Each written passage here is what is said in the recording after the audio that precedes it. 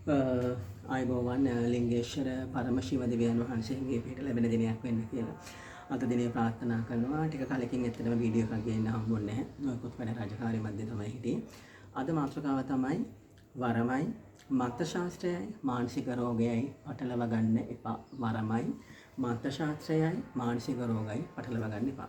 අපි මේක වැදගත් මාතෘකාවක්. අපි මුලින්ම බලමු වරමක් කියන්නේ මොකක්ද? වරමක් කියන්නේ මොකක්ද? මම හැමදාම කියනවා වගේ වරමක් කියන්නේ මේ සංසාරේ හෝ වේවා පෙර සංසාරවල හෝ වේවා අපේ පින් කැමති ඥාති දේවතාවුන් වහන්සේ ශුද්ධ ඥාතිගෙන මේ අශුද්ධ වරන් ගැන නෙමෙයි කියන්නේ හොඳ ඥාති දේවතාවුන් වහන්සේ කෙනෙක් අපි ගාවට යම් දෙවි කෙනෙක්ගෙන් වරන් මාලාවක් අරගෙන ඇවිල්ලා අපිට උදව්පදව් කරනවා.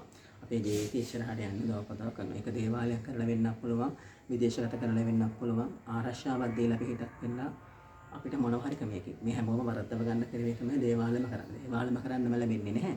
යම් පැත්තකින් අපිට දෙනවා. ඒක හරි ගුරුවරයෙක් නිවැරදිව හදලා දෙන්න ඕනේ. ඒකට මේ වරම් මාලාවේදී අපිට ඩිරෙක්ට් වරම ගන්න බෑ. ඒකට ගොඩක් කැප වෙලා අශුද්ධ බලවේග අයින් කරලා භූමි පිරිසිදු කරලා තමන් පිරිසිදු වෙලා ඒ ඔක්කොම දේවල් අයින් කරලා අපිට වරම් ශක්ති බලවේගයකට පත්කට පස්සේ අපි මුදුන්පත් කරගත්තට පස්සේ ඒ වරම් මාලාවෙන් අපිට අපේ දේවල් කරගෙන ඉදිරි ගමන අපිට යන්න පුළුවන්. මේක දේවාලයක් කරලා දිනු වෙනවා හෝ නැත්නම් පෞද්ගලික පැත්තෙන් දිනු වීමක් අපිට ලබා ගන්න පුළුවන්.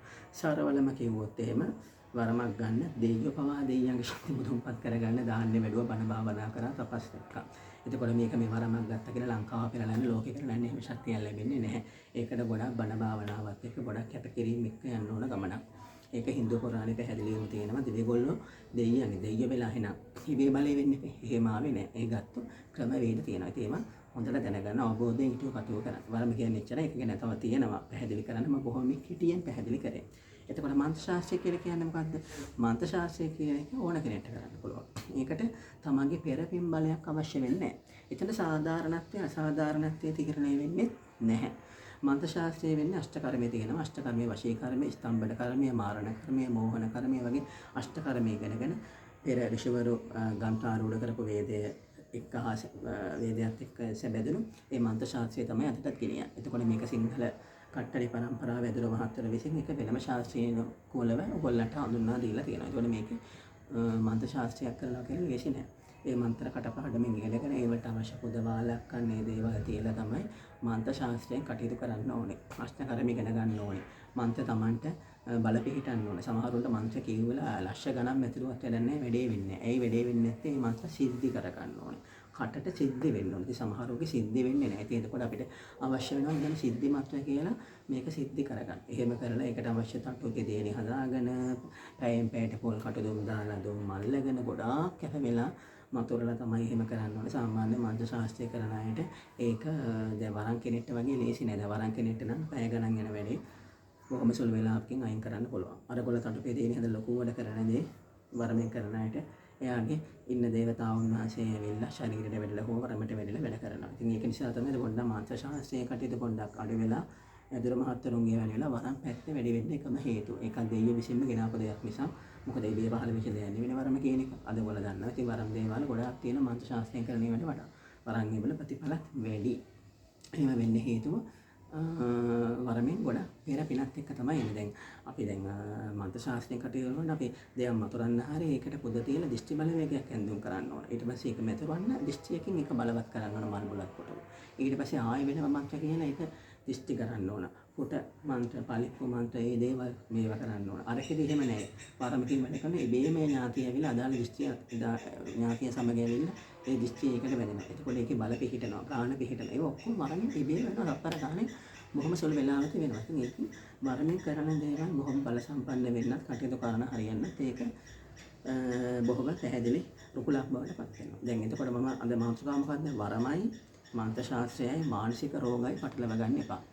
අතන මානසික රෝග කියන්නේ මොනවද? මානසික රෝගයක් කියලා කියන්නේ සාමාන්‍යයෙන් අපි ලෝකෙට බිහි වුණාට පස්සේ අපි එදා අපේ දිනදා කටයුතු කරගෙන ජීවිතය ඉස්සරහට යනවා. හැබැයි අපිට සුව වෙන්නද ලෙඩක් හැදෙනවා නම් අපි නිකන් එකපාරටම තියෙනවා නම් නිකන් hina වෙනවා නම් නිකන් බලාගත්තු එක බලන් ඉන්න අපි දිනදා කරන භෞතික ලෝකෙත් එක්ක ගැටෙන්නේ නැතුව අපි නිකන් වෙනම ලෝකයක යනවා නම් එහෙම ගියාට පස්සේ ඉතින් අපි කරන කියන දේවල් කරන්න මේ වෙන්නේ නැත්නම් අපි ඕනකට වඩා හිතනවා නම් එක එක නිකන් පිස්සු විකාර කියනවා නම් බලවේගය ඇවිල්ලා හැතිරිලා වගේ දඟලනවා නම් ඔය වගේ විකාර දේවල් කරනවා නම් අපේ සිංහල ජනතාව හිතන් ඉන්නවා මේක මානසික රෝගයක් කියලා. කිසි ප්‍රශ්නයක් නැහැ.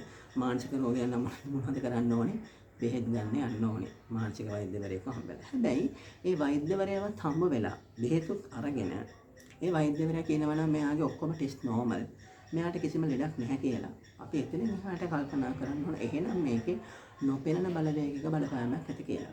මොකද වෛද්‍යවරයෙක් අපි ආයුර්වේද වෛද්‍ය විද්‍යාවට ගියත් බටහිර වෛද්‍ය විද්‍යාවට ගියත් ඔය වෛද්‍ය බොරු තියෙන වෛද්‍ය දේවල් වලට අහුවෙච්ච දේවල් තියෙනවා. ඒගොල්ලෝ හැමදේම ටෙස්ට් එකක් තමයි බලන්නේ. එක්කෝ ටෙස්ට් එකක් ECG ටෙස්ට් එකක් මොලේ ස්කෑන් කරලා ඒ වගේ මොනවද ටෙස්ට් එකකින් බලලා කියනවා මේකෙන් පුදුම දෙයක් නෑ මේක නෝමල්. ඉතින් ඒව ටෙස්ට් එකකින් නෝමල් කියනවා නම් බෙහෙත් දෙයක් අඩු වෙන්නේ නැත්නම් එතකොට අනිවාර්යෙන් ඔපනන බලවේගයක බලපෑමක් තමයි. එයා පිස්සු කියවෙනවා නම් එයාට කී දේවල් විකාර රූපම වෙලා පේනවා නම් කනට දේවල් ඇහෙනවා නම් එයාට වෙන බලවේගයක් ඇවිල්ලා කියලා එයා කියනවා නම් ඉතින් ඒකට බෙහෙතුත් දීලා අඩු වෙන්නේ නැත්තම් ස්කෑන් කරලත් අඩු වෙන්නේ නැත්තම් වෛද්‍යවරු 10 15ක් දාන්නට ගිහිල්ලා ඒත් අඩු වෙන්නේ නැත්තම් දෙයියනේ ඒකට ඉතින් මොනවා හරි කරලා මේ මිනිස්සු ගොඩ ගන්නත් එකේ මොකද මෙරළ යන්න දෙන්නේ නැද ප්‍රශ්න වෙන්න දෙන්නේ නැද බැහැ කවුරු කැමති සතුටින් ඉන්න ටික කාලේ ජීවත් වෙන්න. එතකොට මානසික රෝගයකට අපි බෙහෙත් අරගෙන ඒ බෙහෙත් වෛද්‍යවරු 5ක් 6 අපේ මිනිස්සු වෙලා තියෙන මෙහෙම වෛද්‍යවරු ගාවට යනවා. වෛද්‍යවරු කියනවා මේක හරියන්නේ නැහැ කිව්වට පස්සේ ඒ ડોක්ටර්ට බනින්නෙත් නැහැ. ඉතින් ડોක්ටර්ගෙන් හරියන්නේ නැහැ කියලා වෙන ડોක්ටර් කෙනෙක්වත් අල්ලලා channel කරනවා. එයාගෙනුත් හරියන්නේ නැහැ. තව කෙනෙක් අල්ලලා channel කරනවා. එහෙම අරගෙන යනවා. හැබැයි දේවාලයක් කරන කපු මහත්තයෙක් හරි වෙන කෙනෙක් හරි පොඩි දෙයක් කළා ඒක හරි කියේ නැත්නම් අම්බෝ ඔන්න කියනකට එනවා. මේ තමයි ලංකාවේ සමාජයේ මොහො වෙලා තියෙන්නේ. ඒතකොට දැන් වෛද්‍යවරු 3-4 පාර කරත් ඒක කිසි ප්‍රශ්නයක් නෑ. ඒක හරිය නොකියන ප්‍රශ්නයක් නෑ. ඉතින් ඔයගොල්ලෝ මම කියන්නේ ඔයගොල්ලන්ට ලෙඩ රෝගයක් හැදෙන්නට පස්සේ ලෙඩ රෝගය අඩු වෙන්න උපරිම බෙහෙත් කටයුතු කරන්න. බෙහෙත් කටයුතු කරනකොට ඔයගොල්ලන්ට ඒ ලෙඩේ අඩු වෙන්නේ නැත්නම් එන්නේ ලෙඩේ ගස්ත වෙනවා නම් උස්සන්න භාවයටපත් වෙනවා නම් ටෙස්ට් ගත්තත් ඒවල් නෝමල් නම් එතකොට එතන නොපෙනෙන බලවේගයක ක්‍රියාත්මක වේවා. මොකද අපේ විශ්වයේ මේ සැරිසරන ඇහැට නොපෙනෙන බලවේග ගොඩාක් ඉන්නවා. ප්‍රේත යක්ෂ බලවේග මල ප්‍රේත බලවේග මලේශ බලවේග කුම්භාණ්ඩ අපේ බුද්ධ දේශනාවේ පවා පැහැදිලිව දක්වලා තියෙන හැම ආගමකම කියනවා මේ වගේ අඳුරු බලවේග අඳුරු ආත්මයන් ඉන්නවා කියලා. හැම ආගමයක ඒක දේශනා කරලා තියෙන ඉතින් ආගම් ගැන හොයලා බලන්න. බුද්ධ ආගමේ හින්දු ආගමේ හැමදේම නොපෙනෙන ශක්තියක් ගැන කියන්නේ නොපෙනෙන ශක්තිය ගැන දේව ශක්තිය වගේම අශුද්ධ ශක්තිය ගැන හැම ආගමෙම දේශනා කරනවා. ඒගොල්ලෝ ආගම් වල දන්නේ නැති සමහර ආගම් වල ඒ යක්ෂ බලවේග ගුණ මේ සත්තුන්ට වැහෙන්න සැලසලා යක්ෂ බලවේග ඉවත් කරනවා. ඉතින් ගොඩක් ඒ වගේ අඳුරු බලවේග කතා කරන ආගම් තියෙනවා. ඉතින් එතකොට ඒ කෙනාට හොඳ වෙන්නේ නැත්නම් අනිවාර්යෙන් ඒක මානසික රෝගයක් කියලා එයාව පිළිකුල් කරලා අයින් කරලා එයාව ලෙඩෙක් කරන්න එපා. එතකොට ඇත්තටම එතන නොපෙනෙන බලවේගයේ ක්‍රියාත්මක වීමක් තමයි තියෙන්නේ. ඒක නොපෙනෙන බලවේගයට හරියාකාරව වැඩ කරලා ඒ අශුද්ධ ශක්තිය ඒවත් කරලා එයාට මතුවලා තියෙන ශුද්ධ ශක්තිය ඉස්මතු කරලා ගන්න ඕන. එතකොට තමයි එයාගේ ජීවිකාවේ හොඳ වෙලා මනස නිරෝගී බවට පත් වෙන ශාරීරික වශයෙන්පත් වෙන ඉදිරිය යහපත් වෙන්නේ. එතකොට දැන් මම ඔයගොල්ලන්ට හැමදාම මම මගේ උදාහරණයක් කියන්නේ මම දන්න කියන උදාහරණයක්. මම ඔයගොල්ලෝ බොරු කියන්නේ නැහැ. අත්විඳපු අත්දැකපු උදාහරණයක්. මේක නම් ගම් මම කියන්නේ නැහැ. මොකද නම් ගම් භාවිත කරන්නේ නැතුව මම මේක කියන්නම්. කෙනෙක් එනවා මං ගාවට. ඒ කෙනාගේ වයිෆ්ට ලෙඩක් තියෙනවා කියලා. වරමක් තියෙනවා මේ වරම මානසික රෝගයක් තියෙන්නේ. කියලා නැත්නම් මම එයාට කියනවා මේක මානසික රෝගයක් නෙවෙයි. මේ දරුවට එයාගේ තාත්තගේ ප්‍රධාන ඥාති බලවේගයේ බැල්මක් තියෙන ප්‍රශ්නයක් තියෙන්නේ. ඒක ගන්න තාක්කල් හරියන්නේ නැහැ කියලා. හැබැයි මෙයා මේ වර මගේ ශාස්ත්‍රය අහගෙන වැඩ කරගන්නේ නැහැ වගේ. මෙයා වෛද්‍යවරු පස්සේ ගිහින් බෙහෙත් දී බලලා එතකොට බෙහෙත් ගොන්නක් දවස ගානේ බොනවා. හැබැයි කිසිදු අඩුවක් නැහැ. නිකන් වයිෆ් හිටිය රොබෝ චරිතයක් වගේ කිව්වොත් නිවැරදි. කතා කරන්නේ නැහැ, සහ සම්බන්ධයක් නැහැ. උයන්නේ නැහැ, දන්නේ නැහැ, හොයලෙ නිදී අනම් මනම් ඔය වගේ නොයෙකුත් ප්‍රශ්න තිබෙන්නේ. ඉතින් වෛද්‍යවරු ගාවට ගිහිල්ලා හෙම්බත් වෙලා තිබ්බේ. කිසිදු අඩුවක් තිබෙන්නේ නැහැ. ඊට පස්සේ ආයුර්වේද වෛද්‍ය පැත්ත නැතනවා. හැබැයි ආයුර්වේද වෛද්‍ය පැත්තේ මිනිස්සෙක් කියන බුදුගුණේ වැඩ කරන තැන මේ තාත්තගේ බලපෑමක් එක මලගේ ඥාති බලපෑමක් තියෙන්නේ. ඔබතුමා ඒ සම්බන්ධයෙන් හොඳ කෙනෙක් ලව කටයුතු කරන්න, গুপ্ত වේදී මහත්යෙක් ලව කටයුතු කරන්න, গুপ্ত වේදියෙක් ලව කටයුතු කරන්න. එතකොට ඔයාට කොට වෙන්න පුළුවන් කියලා. මොකද මෙයාගේ මේ මානසික මේ කියන්නේ මේ ඔය රෝගේ ඒ කියන්නේ නොපෙනෙන බලවේගී රෝගී උස්මතු වෙලා ඒ වයිෆ්ගේ කට පැත්තට ගිහිල්ලා වෙවුලන් අරගෙන එක්තෙන් වෙන පැත්තට වාජනේ වෙන්න පටන් ගත්තා. ඉතින් ඒක ගොඩක් උස්සන්න උනා. ඒක කියන්නේ නොපෙනෙන බලවේගවල හරියාකාර ප්‍රතිකර්ම කරේ නැති වුණොත් එහෙම බෙහෙත් දීලා වුණොත් අන්තිමේදී වෙන්නේ නිකන් අර මල කඳක් බාර ගන්න තමයි. ජීවිතේ විනාශ වෙන්න තමයි. ඉතින් එහෙම කියලා ගිහලා වෛද්‍යවරු ගාවට ගිහලා හරියන්නේ නැතිකොට අර ආයුර්වේද වෛද්‍ය මහත්තයාත් වෙද මහත්තයාත් කිව්වට පස්සේ ඔන්න මං ගාවට මෙන්න සිද්ධ වුණා. ඒ ඇවිල්ලා ඊට පස්සේ මම බලලා ඒ හරියාකාර දෝෂ කපලා ඒ බලවේග හරියාකාර ගෙන්නලා වරම අරගෙන දුන්නා. බොහෝම හොඳ වරමක් තිබ්බේ. ශිව දෙවියන් වහන්සේ මුදුන්පත් කරගෙන ඉන්නා වූ ඥාති දේවතා බලවේගයක් තිබ්බා. ඊට පස්සේ ඒක කතරගම අවසරේ, පත්තිනි අවසරේ, කාලී අවසරේ, කඩවර අවසරේ බලා සත්වරන් අවසර තියෙන ශුද්ධ වරන් බාලවත් තිබ්බේ. භාෂා වේගම් හරියාකාර ක්‍රියාත්මක වේගෙන ආවා. ඉතින් මේ දේවල් මුදුන්පත් වෙලා එනකොට වෙන වැඩ කරන්න ගත්තා. ඒ කෙනාගේ මහත්ය. එයාට වෙන කඩවරක් පච්චි මුල් කරලා පලි ගහන වැඩ, මිනිස්සුන්ට අන වෙනකොට වෙන හෝනියම් බන්ධන කරන වැඩ, එක භූමියට භූමිය ආරක්ෂා කරන්න තු භූමි සුද්ධ පවිත්‍ර කරන්න තු අච්චර පිටසක වරම්මාලාවක් කරන් දුන්නට පස්සේ අපි ඉක්මනට භූමිය සුද්ධ පවිත්‍ර කරන්න ඕනේ. භූමියේ තියෙන අශුද්ධ බලවේග අයින් කරලා තමන්ගේ අර නෝනගේ තියෙන ශුද්ධ ශක්තියට ඉස්මතු වෙලා ඉදිරියට එන්න දෙන්න. ඒ දේවල් කරන්නේ නැතුව අර වගේ හැමදේම වැඩ කරගෙන ඉන්න ගත්තා. එහෙම කරගෙන යනකොට අර ඔක්කොම දෝෂ බලවේග, ආපු යක්ෂ බලවේග, පිල්ලි බලවේග, හෝනියම් බලවේග මෙයාගේ වරමට පොඩ බැඳෙන්න ගත්තා. එතකොට පොඩ අර වයි පරණ තත්ත්වයටපත් වෙන්න ගත්තා. එතකොට මේකට හරියාකාර වැඩ කරලා මෙතනට මගේ ස්ථානමාලාවට එන්නේ නැතුව වෙන කට්ටඩි මහත්තයෙක් පස්සේ ගිහිල්ලා මන්ත්‍ර ශාස්ත්‍රයෙන් මෙයාව සුවපත් කරන්න වැඩක් කරා. ඉතින් වැඩේ හරිය ගිහිල්ලා නැහැ. වැඩේ හරිය ගිහිල්ලා මම hina වෙනව නෙවෙයි. වැඩේ හරිය ගිහිල්ලා නැහැ. මොකද වෙලා තියෙන්නේ? ඒ වැඩේදී වෙලා තියෙන එකම දේ තමයි වැඩේ හරිය ගිහිල්ලා නැහැ. රැයක් කෙලි වෙනකම් ලොකු යාතු කරමයක් කරලා තියෙනවා. නමුත් වයි එහෙමත් තමයි. ඒ විදිහමයි. එහෙම වෙන්නේ ඇයි? එහෙම වෙන්නේ එකම හේතුව තමයි හරියාකාර මුලින්ම ඒ අතුරු මහත්යන්ට පේන්න ඕනේ මේ කවුද ඉන්න දෝෂ බලවේග. ඒ අතුරු මහත්යනේ දෝෂ බලවේග ගෙනලා කතා කරන්න බලශක්ති මාලාවක් තියෙන්න ඕනේ ඉස්සෙල්ලාම. නිකන් ඇවිල්ලා දෙහි ටිකක් කපලා මුට්ටි හතරක් වල්ලලා යන එක නෙමෙයි වැඩක් කියලා කියන්නේ. භූමියකට ගියාට පස්සේ භූමියේ දේව ආරාධනාව කරන, භූමියේ දෙවියන්ට බාර කරන, දේවතා බලවේග වල යක්ෂ බලවේග වලට බලවේග වලට බාර කරලා භූමියේ තියෙන දෝෂ ටික කපලා බන්ධන ටික කපලා ප්‍රේත පිළිවින්න දීලා ප්‍රේත රටෙන් ප්‍රේත බලවේග අයින් කරලා සමාගම තටුව දීලා සමාගමෙන් පිළිවින්න දීලා ඒවා අයින් කරලා කොට කැප කරලා සියලු දෝෂ අයින් කරලා ඉන්න දෝෂ එකින් එකාට ගෙන්නලා අයින් කරන්න ඕනේ. එහෙම අයින් කරන්නේ නැතුව භූමිය පිරිසිදු කරන්න බෑ. එතකොට මම හැමතිස්සෙම කියන්නේ මන්ත්‍ර ශාස්ත්‍රය වරමයි පටලවා ගන්න එපා කියලා. ඒතර වරන් තියෙන කෙනෙක්ට මන්ත්‍ර ශාස්ත්‍රයෙන් වැඩ කරනකොට වෙන්නේ අර වරමට තමන්ගේ පින් කුසල් එක්ක තමයි වරමක් එන්නේ. ඒතර වරමට ඉන්න අර ඥාති දේවතා බලවේග දුරස් වෙනවා. ඒ ඥාති බලවේග හිරවීමකටපත් වෙනවා. ඒතර මන්ත්‍ර ශාස්ත්‍රයෙන් කරලා ගෙනෙක්ලා වැඩ කරාම භූමිය හිර වෙනවා. මොකද මන්ත්‍ර ශාස්ත්‍රයේදී වැදගත් යක්ෂ බලවේග, දිෂ්ටි බලවේග තමයි බැඳලා ඉන්න කට්ටිය මන්ත්‍රයෙන් මතුරලා තමයි ගෙන්නන්නේ. එතකොට වරමකදී එහෙම වෙන්නේ නැහැ. වරමකදී ඒ ඥාති බලවේගයකට අදාළ ඥාති බලවේගයකට හානිය නොවන ආකාරයෙන් තමයි තවත් වරමක් තියෙන ගුරුතුමෙක් හෝ ගුරුවරයෙක් හෝ ගුරුවරියකගේ බලවේගයක් ඇවිල්ලා ඒ අදාළ කෙනාව සුවපත් භාවයට පත් කරලා රාජකාරී කරලා දෙන්නේ. මන්ත්‍ර ශාස්ත්‍රයේදී වෙන්නේ අෂ්ටකර්මයට අදාළ බලවේග ගෙනල්ලා ඒක සුළු විසුළු කරලා දාලා කටන්න හදනවා.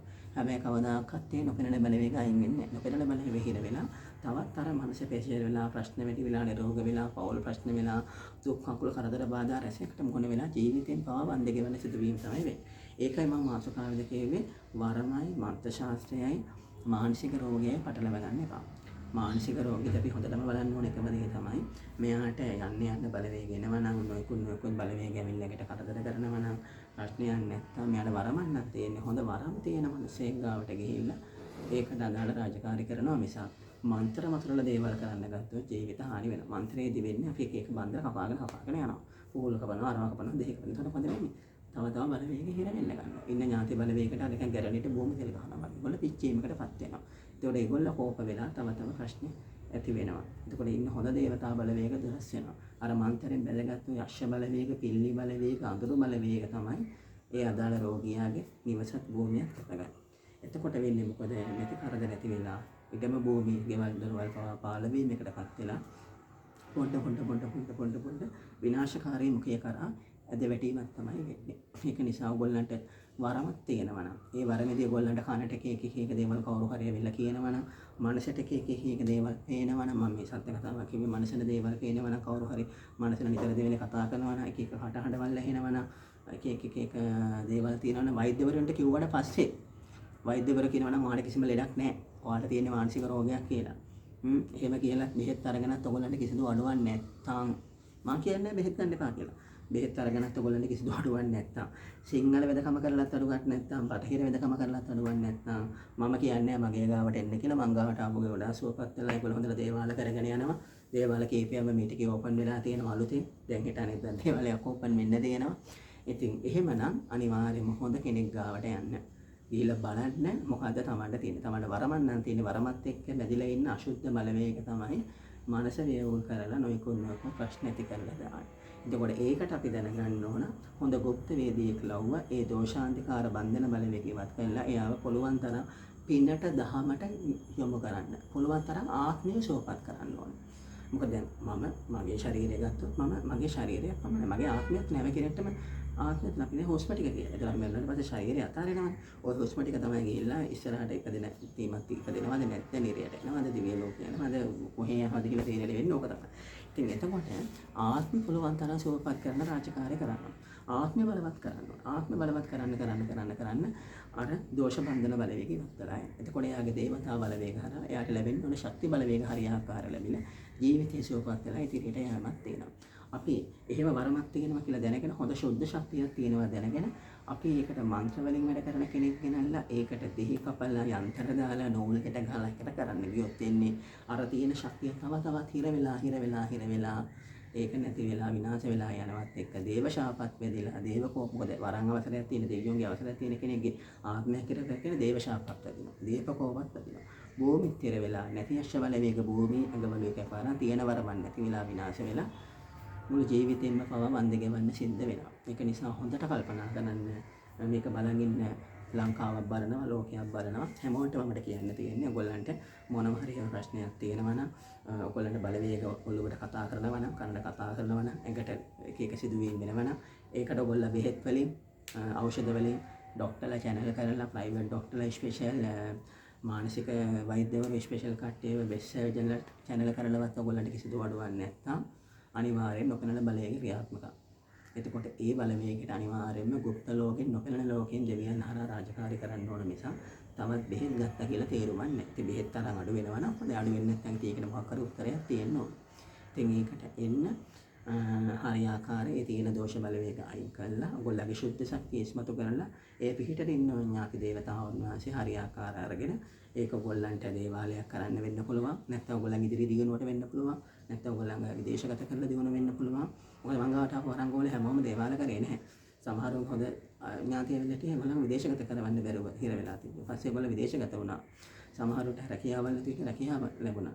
සමහරවට දරපල නැතිව තිබ්බා. ඒක ඥාතින් වල වෙග්ගත්තට නම් දරපල ලැබුණා. මේ ළඟදී එක්කෙනෙක්ගේ දරපල ලැබිලා දැන් බාර ඔප්පු කරන්න තියෙනවා. ඉතින් ඒ වගේ ඒවා හොඳට අවබෝධයෙන් ඒවා හරි ඔයගොල්ලෝ හරිමාරින් වැඩ කරගන්න ඕනේ ඕන බලවේගයක් කතා කරන්න පුළුවන් වෙද මහත්තයෙක් ගාවට යන්න ගුරුවරයෙක් ගාවට යන්න.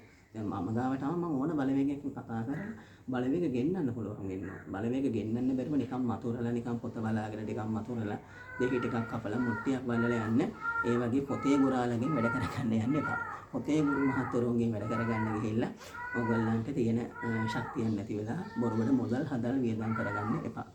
අනිවාර්යයෙන්ම Tamanට එහෙම දේවල් වෙනවා නම් මනසන කතා කරනවා නම් දේවල් කියනවා නම් තවත් වෛද්‍යවරු පස්සේ ගිහිල්ලා වෛද්‍ය බෙහෙත් බිහිලා අඩුවක් නැත්නම් තවත් වෛද්‍යවරු පස්සේ ගිහිල්ලා තේරුමක් වෙන්නේ නැහැ. මොකද ඔයගොල්ලන්ට ඉඳක්කාම අරයා මෙයා කිව්වා කියලා වැඩක් නැහැ. ඔයගොල්ලන්ට මෙයා න අරයා හොඳයි මෙයා නරකයි කියන එක වැඩක් නැහැ නේ. Tamanට අමාරුව දන්නේ තමා. දැන් ඔයගොල්ලෝ බඩගිනි නිසා තමයි ඔයගොල්ලෝ කන්නේ. අන්න ඒ වගේ. වැසිකිලි කැසිකිලි යන්න ඕන නිසා තමයි යන්නේ. ඒ අමාරුව දැනෙන්නේ Tamanට. Tamanගේ වේදනාව දැනෙන්නේ Tamanට කාණවන්නේ. ඉතින් Tamanට වේදනාවක් දැනෙන අරයා මෙහෙම කිව්වා අරයා හොඳයි මෙයා හොඳයි කියන එක නෙමෙයි. Taman තර්කානුකූල මොලේ බුද්ධියෙන් කල්පනා කරගෙන මම මෙච්චර වෛද්‍යවරු ගාවට ගිහිල්ලා මට මේක අඩුවුනේත් නැහැ. මෙච්චර මන්ත්‍ර ශාස්ත්‍රයෙන් වැඩ කරන මන්ත්‍ර වලින් වැඩ කරා කැපුව කර අඩුවුනේ නැහැ. එහෙනම් මේකට මම වරමකින් වැඩ කරන තැනකට ගිහිල්ලා හරියාකාරයෙන් මේ බලවේගය ගෙන්නලා මේ දෝෂ බලවේග හොඳ ඒවම සීමා කරලා ශුද්ධ ශක්තියක් තියෙනවා නම් ඒක අරගෙන ජීවිතය හදාගන්න ඕන නේද කියන එක Taman තීරණය කරන්න. එහෙම කවුරු හරි යොමු වෙලා ඉන්නවනේ ඒගොල්ලන්ගේ පවුලේ දෙවියන් මේක තීරණය කරන්න. එතකොට මොකද ඔය කියන අයට කියන්න පුළුවන්. කියන්නා කෙසේ කිව්වත් අසන්නා සිහි බුද්ධියෙන් ඇසිය යුතුයි කියලා අපි කියමනක් තියෙනවා. මොකද කියන කෙනාට ඕන දෙයක් කියන්න පුළුවන්. හැබැයි ප්‍රතිඵල වෙන්නේ නැත්තම් මම කියන්නේ හොඳ මන්ත්‍ර මාත්‍ය එක්ක ඇවිල්ලා වැඩ රාජකාරී කරා නම් නැවත බෙහෙත් බොන්න ඕනේ. මොකටද බෙහෙත් බොන්නේ? ආයෙ මොකද රෝහල් ගානේ යන්නේ?